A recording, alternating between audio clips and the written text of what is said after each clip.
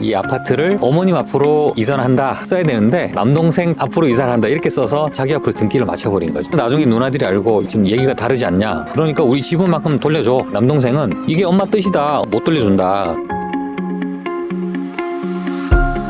안녕하세요. 푸르른 날 채널의 최동훈 변호사입니다. 오늘은 상속재산 분할 협의서를 작성하는데 백지로 된 분할 협의서에 서명 날인을 하고 나중에 알고 봤더니 이제 다른 내용이 기재되어 있었던 경우에 어떻게 재산을 다시 찾아올 수 있는지 그 문제에 대해서 한번 얘기를 해보겠습니다. 오늘도 블로그 사례 먼저 이야기 부탁드립니다. 오늘 소개해드릴 내용은 상속재산 분할 협의를 했는데 정상적인 방식으로 한 게 아니라 백지로 되어 있는 분할 협의서에 서명만 먼저 하고 나중에 이제 다른 내용으로 기재가 되어서 재산이 이제 넘어가 버렸던 이제 그런 사안인데요. 아버님이 돌아가시고 상속인으로 어머님과 자녀들 6명, 상속인이 총 7명이 있던 그런 사례입니다. 그 6남매 중에 위에는 전부 누나들이었고 제일 마지막에 이제 아들, 막둥이 아들이 있었는데 누나들은 이미 출가하고 전국 각지로 이제 흩어져서 생활을 하고 있는 상황이었고 막내 동생이 어머님을 모시고 아파트에서 살고 있었던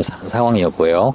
그 아파트가 이제 아버님 명의였던 거죠. 6남매하고 이제 어머님이 한 자리에 모이기가 어려우니까 어머님을 모시고 있던 막내 동생이 누나들한테 이제 전화를 돌려서 어머님 앞으로 아버지 명의로 된 이 아파트를 이전을 해놓고 어머님 돌아가실 때까지 그냥 살자, 그렇게 하는 게 어떻겠냐. 그래서 뭐 누나들도 그게 좋겠다, 계속 살고 계시던 집이니까 그렇게 하자라고 해서 동의를 했고, 동생이 이제 백지로 된 종이를 이제 보내주고 서명하고 날인하고 인감증명서 보내달라 그래서 인감도장 찍고 내용은 하나도 쓰여 있지 않은 상태에서 남동생한테 보내줬죠. 6남매의 상속재산 분할 협의서가 모두 그렇게 해서 모였던 거예요, 막내 동생한테. 그래서 이제 누나들은 이제 당연히 그 아버지의 아파트가 엄마 명의로 상속을 원인으로 해서 이제 이전 등기가 됐겠거니라고 생각을 하고 있었는데 나중에 우연히 알고 봤더니 그게 엄마 앞으로 된 게 아니라 남동생 앞으로 이전이 돼 있었던 거예요. 그래서 누나들이 나중에 이걸 알고 이게 도대체 어떻게 된 일이냐 알고 봤더니 남동생이 그 백지 상속재산 분할 협의서에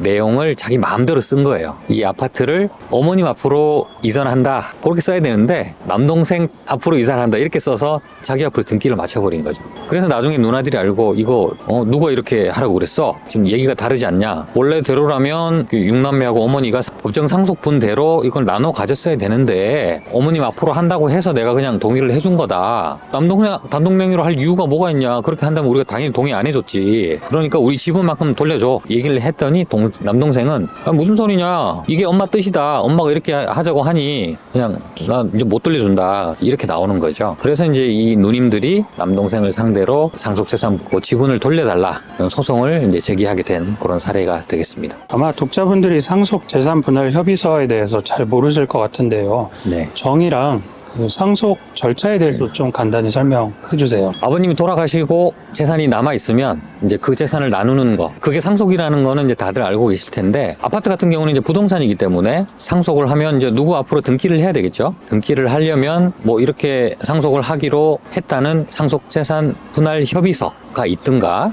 아니면은 그렇게 하라는 뭐 법원의 판결문이 있던가 해야 그거를 가지고 등기를 마칠 수가 있거든요. 아까 이제 소개드린 사례는 상속재산 분할 협의서를 써서 등기를 하려고 했던 사례입니다. 그 상속재산 분할 협의서는 그냥 일반인들끼리 서로 각자 작성하면 되는 건가요?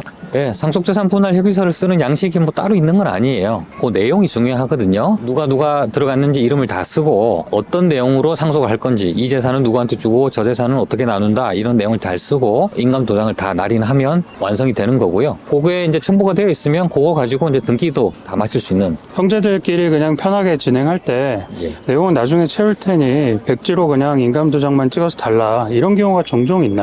흔치는 않은데 상속재산 분할 이제 협의를 하려고 하다 보니 전국 각지에 흩어져 있는 상속인들을 다 일일이 찾아가서 한 장의 종이에다가 막 사인을 돌아가면서 이렇게 뭐 연판장 돌리듯이 이렇게 하기가 사실 어려우니 그냥 백지로 보내줘 라고 하고 도장 찍은 거에 그냥 내용 내가 기재해가지고 등기할게 이제 이렇게 하는 경우도 종종 있어요. 근데 그게 효력이 당연히 있거든요. 무조건 이게 한 자리에 모여서 그걸 작성해야 되는 건 아니에요. 그럼 블로그에 사례와 같은 일이 생겼는데 구두로 그렇게 약속한 게 맞잖아 라고 상대방이 우기는데 증거가 없다면 네. 그거 어떻게 해결해야 되나요? 증거가 없기 때문에 재산을 못 찾아오는 경우도 사실 있어요. 다행히 이제 찾아오는 경우도 있지만 억울하게 재산을 못 찾아오는 경우도 분명히 있거든요. 그래서 이제 법원이 이제 면밀하게 이제 심리를 하게 되겠죠. 뭐 여러 가지 증거 자료들을 보고 판단을 하게 될 텐데 뭐 증거가 없는 경우도 있어요. 상속재산 분할 협의를 백지로 했던 이 사례도 위험할 뻔했죠. 재산을 못 찾아올 뻔했는데 소송을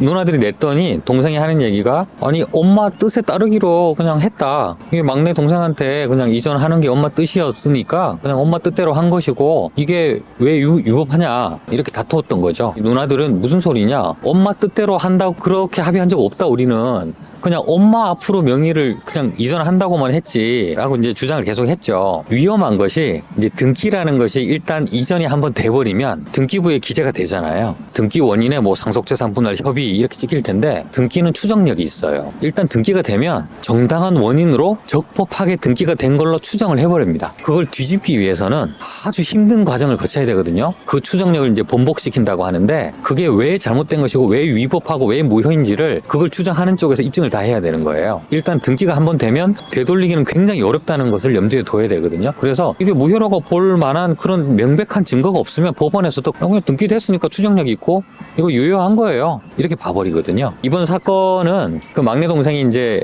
이게 엄마 뜻이다. 엄마 뜻에 따라서 이제 이렇게 한 거다라고 주장을 했는데 법원에서 이제 판사님이 좀 꼼꼼하게 본 거죠. 아니 이게 그러면 엄마 뜻에 따라서 이걸 분할하기로 그러면 형제들 간에 합의가 됐다는 거냐? 그랬더니 뭐 그렇다는 거예요. 그러면 엄마 뜻에 따르기로 한다라고 이렇게 써서 도장을 받을 수도 있었는데 왜 백지로 받았냐?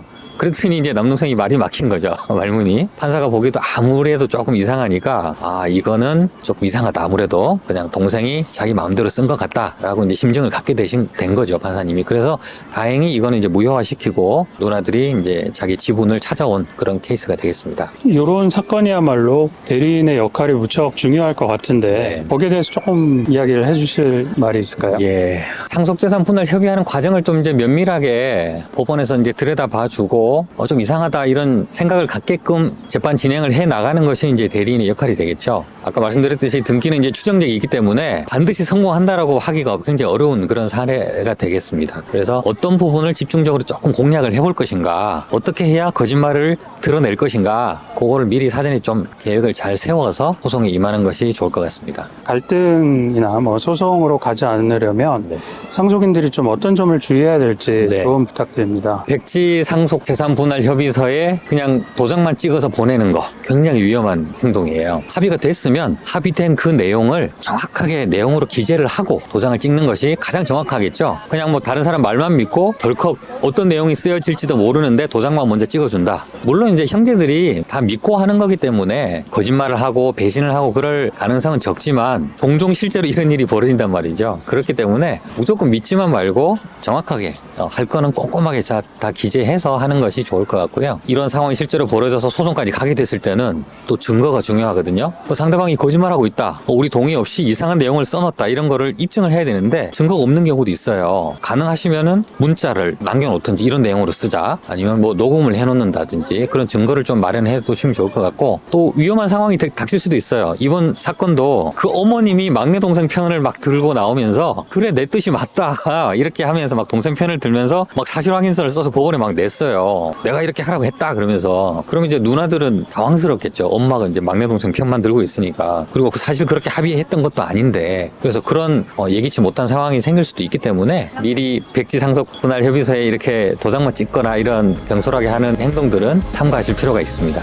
예, 오늘은 백지로 된 상속재산 분할 협의서에 서명 날인을 해서 재산을 뺏겨서 다시 재산을 찾게 되는 그런 사례에 대해서 얘기를 해봤습니다. 상속재산 분할 협의서를 작성하실 때 조금이나마 도움이 되셨으면 좋겠습니다. 감사합니다.